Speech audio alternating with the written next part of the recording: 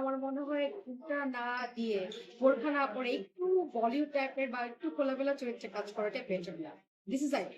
কোনো প্রজেক্ট ভালো হয় বা যখন কোনো ছবি ভালো হয় তখন সেই কাজটাও অনেক ভালো হবে, তখন প্রশংসা অবশ্যই পাবো যে এই ছবি যতটা ভালো ততটা ভালো প্রশংসা গানের জন্য আসবে। এটাই তো নিয়ম আসলে।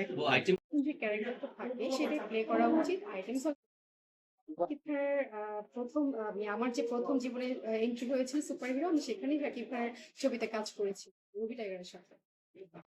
বাট আমার ভালো লেগেছে যে আমি মিশা সওদাগর একজন মানে সুপারস্টারের সাথে কাজ করতে পেরেছি। এটা আমার জন্য ওয়েল এই বছরের সেরা গান।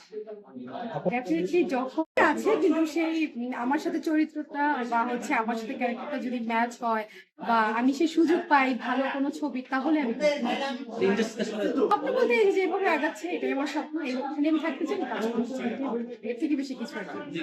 এখানে থাকছে হয়তো এর থেকে একটু উপরে। আসলে উপরে ওঠাটা এটা কোনো মানুষের ডেস্টিনেশন হতে পারে না।